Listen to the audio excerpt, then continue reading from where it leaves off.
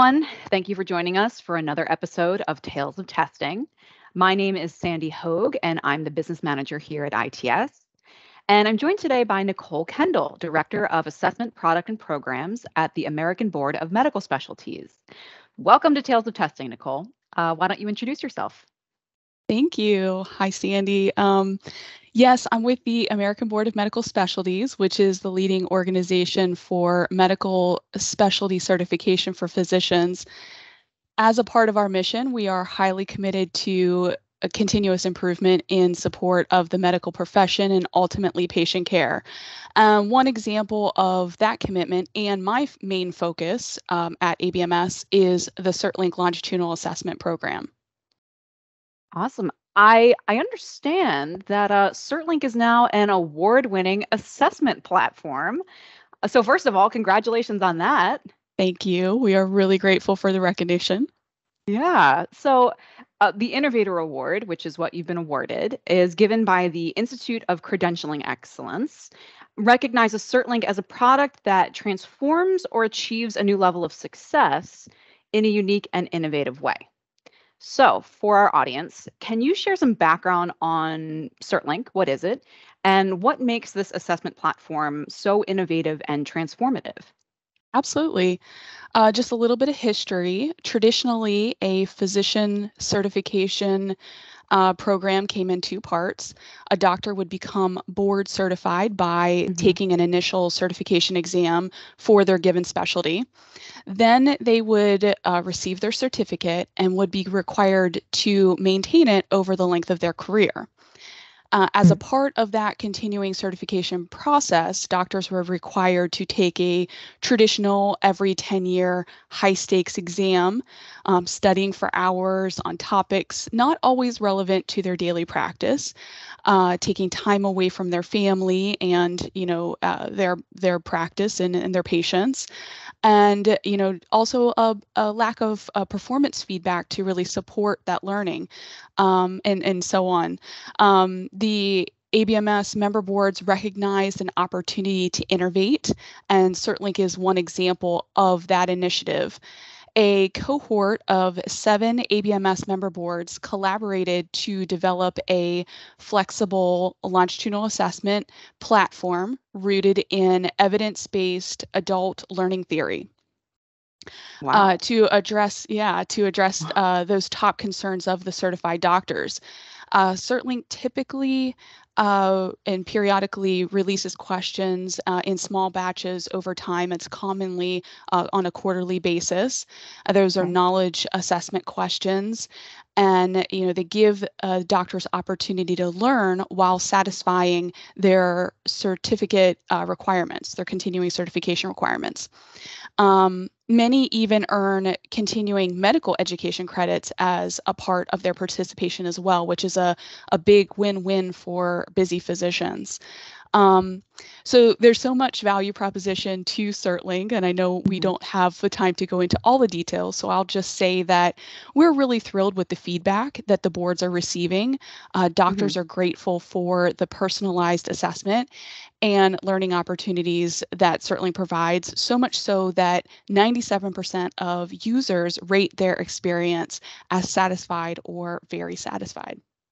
Wow. So lots of learning opportunities, they're getting their questions more often. It sounds like, taking the stress out of it also, it sounds like, which is pretty important for doctors. They're under enough pressure and enough stress already. So, wow, that sounds really powerful. So what advice would you have for other organizations considering enhancements to their recertification and professional development programs, since you've seen so much success with making this switch for physicians? What advice would you have?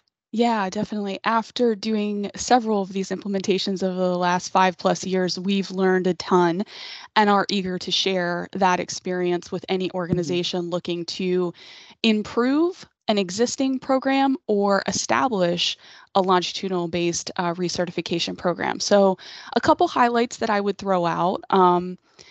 As a part of planning process, really consider and document the goals and objectives of the program. I know this seems basic, but you would be surprised how often this step is skipped and has unfortunate impact to a program's, success over time. I would also say consider what I like to call your flavor of longitudinal assessment. And I like to think about it as an ice cream shop. that longitudinal assessment is the ice cream shop with many flavors inside. So how do you want to sequence your learning content and assessment questions? Will you be using multiple choice questions or also incorporating article-based content? Do you want to incorporate spaced repetition, also known as retesting of content over time? How do you want to handle performance feedback and scoring? And there are so many options to all of those questions.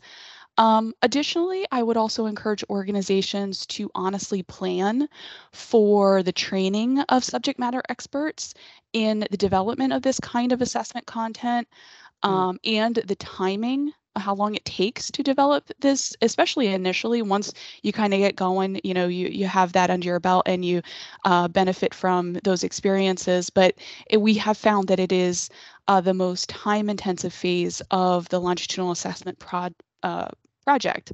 And then lastly, I would say just be careful to not underestimate the operational changes that are necessary to support this new kind of program, especially those who are transitioning from an existing traditional recertification exam. There's a lot to consider, communication to users being a huge piece of that. Yeah, it sounds like the initial phase, the upfront is probably very time intensive, but sounds like so rewarding. Yeah. You said, 97% satisfaction rate, that's impressive. So, yeah, we're really excited about it. Yeah, that's definitely something we're celebrating. So before we wrap up, are there any other tips you would like to share with our audience? I'm not sure that if this is a tip per se, but maybe rather an invitation. As I said, ABMS's mission is rooted in continuous improvement, and we want to help others who are looking to go down that path as well. Happy to share our experiences and learnings with any organization thinking along these lines. I know it can seem like a daunting proposition up front.